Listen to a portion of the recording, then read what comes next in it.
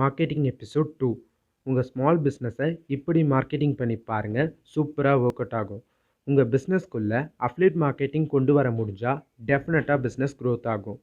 Affiliate மார்க்கெட்டிங்னா என்ன? உங்கள் product or சர்வீஸை யாராவது ரெஃபர் பண்ணாங்கன்னா அது மூலமாக ஒரு சேல்ஸ் நடந்தால் ரெஃபர் பண்ணவங்களுக்கு ஒரு கமிஷன் கொடுக்கணும். ஸோ இதுதான் அஃப்லியேட் மார்க்கெட்டிங். ஸோ இந்த அஃப்லியேட் மார்க்கெட்டிங் பார்த்திங்கன்னா பெரிய பெரிய இண்டஸ்ட்ரீஸ்லாம் இதை யூஸ் பண்ணி நிறைய ஏர்ன் பண்ணுறாங்க அண்ட் மார்க்கெட்டிங் பண்ணி ஸோ நல்லாவே க்ரோத் ஆகுறாங்க. இந்த மாதிரியான ஒரு அஃப்லியேட் மார்க்கெட்டிங்கை உங்களோட சின்ன கம்பெனிக்கு உங்களால் கொண்டு வர முடிஞ்சால் நீங்கள் அதிக மார்க்கெட்டிங்க்கு செலவு பண்ணாமல் டெஃபினட்டாக ஒரு நல்ல ஏர்னிங் பண்ண முடியும், பிஸ்னஸையும் க்ரோத் பண்ணிக்க முடியும். இன்றைக்கி டைமில் college students and job seekers ஏதாவது இன்கம் கிடைக்குமான்னு பார்த்துக்கிட்டே இருக்காங்க. நீங்கள் அவங்கள யூஸ் பண்ணி டெஃபினட்டாக உங்கள் பிஸ்னஸை க்ரோத் பண்ணிக்க முடியும்.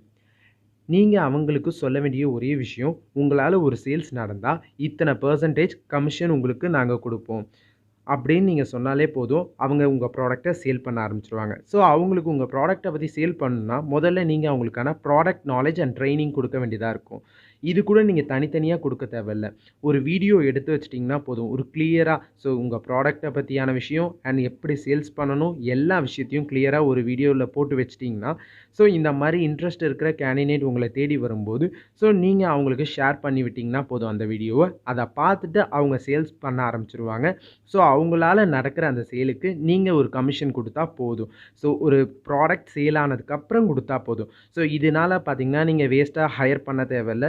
ஸோ உங்களோட ப்ராடக்ட் சேல் ஆன போது மட்டும் ப்ராஃபிட்லேருந்து கொடுத்தா போதும். ஸோ இதை யூஸ் பண்ணி பாருங்கள். அண்ட் உங்களுக்கு ஒரு சந்தேகம் கூட இருக்கலாம்.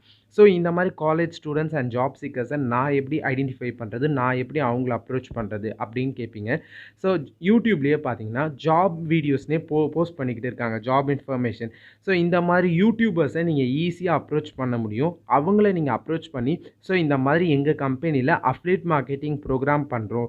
ஸோ இதுக்கு நீங்கள் அட்வர்டைஸ்மெண்ட் பண்ணிங்கன்னா நல்லாயிருக்கும்னு சொல்லிட்டு அவங்கக்கிட்ட சொன்னீங்கனாலே போதும், அவங்க அதை பண்ணுவாங்க. ஆனால் நீங்கள் ஜென்யூனாக நடந்துக்கிட்டால் போதும். ஸோ அவங்களால உங்களுக்கு ஒரு சேல்ஸ் நடந்தால் டெஃபினட்டாக அவங்களுக்கு ஒரு ஷேர் கொடுங்க. அப்படி நீங்கள் கொடுத்தீங்கன்னா டெஃபினட்டாக உங்கள் பிஸ்னஸ் க்ரோத் ஆகும். ஒரு வேளை நீங்கள் ஏமாற்றணும்னு நினச்சிங்கன்னா டெஃபினட்டாக நீங்கள் கடையை சாத்திட்டு மூடிட்டு போக வேண்டியதான். ஸோ அதையும் பார்த்துக்கோங்க. And all the best.